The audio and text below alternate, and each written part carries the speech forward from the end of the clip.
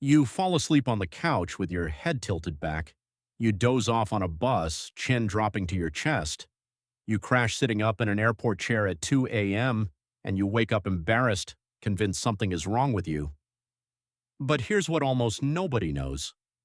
For most of human history, sleeping sitting up wasn't an accident.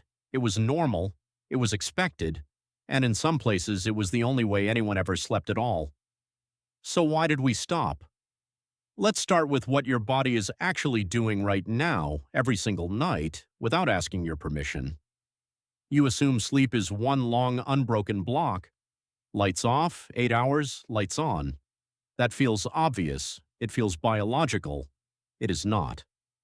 Historian Roger Ekirch spent over a decade digging through diaries, court records, and medical texts from before the industrial age, and he found something strange showing up again and again.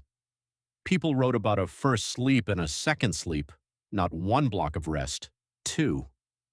In between, people woke up for an hour or more in the middle of the night. They prayed, they talked, they had sex, they visited neighbors. Some cultures even had a name for that quiet gap between sleeps. This wasn't insomnia, this was the schedule. Now here's where it gets stranger. In 1990, psychiatrist Thomas Wehr ran an experiment where he put people in a room with no artificial light for weeks at a time, mimicking the long nights of the pre-industrial world.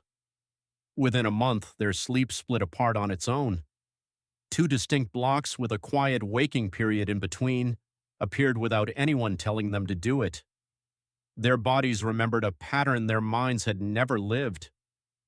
Why would humans evolve to sleep in pieces instead of one long stretch?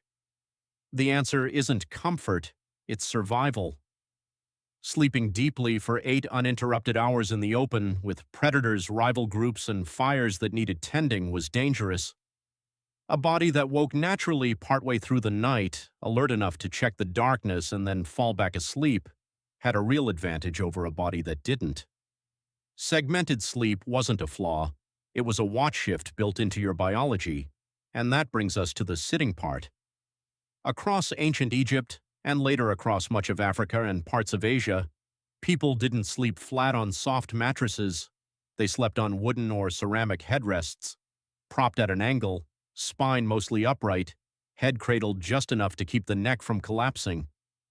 Archaeologists have pulled these headrests out of tombs thousands of years old. They weren't torture devices, they were the pillow of their time. Why sit up instead of lying flat? A few reasons stacked together. Sleeping upright kept elaborate hairstyles and headdresses from being crushed overnight, which mattered more than you'd think in status-conscious ancient societies. It kept insects and crawling creatures further from the face and throat, and in colder climates, huddling upright against others conserved body heat far better than sprawling out flat on the ground. There's a more recent piece of evidence that connects all of this directly to the world we actually live in. In 2015, neuroscientist Jerome Siegel led a study on 3 modern hunter-gatherer groups, including the Hadza of Tanzania, who still live largely without electric light.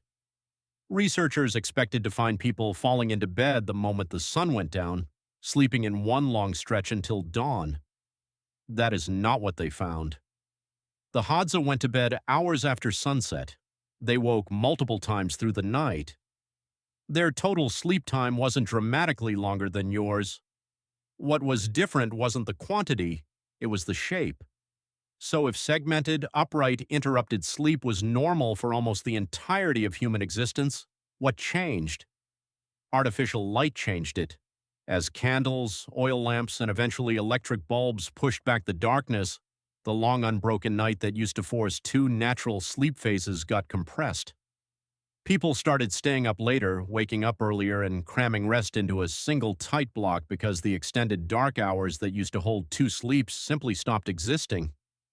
The mattress industry helped finish the job, selling flat, soft, uninterrupted sleep as the only correct way to rest. And now here's the part that should genuinely change how you think about your own nights.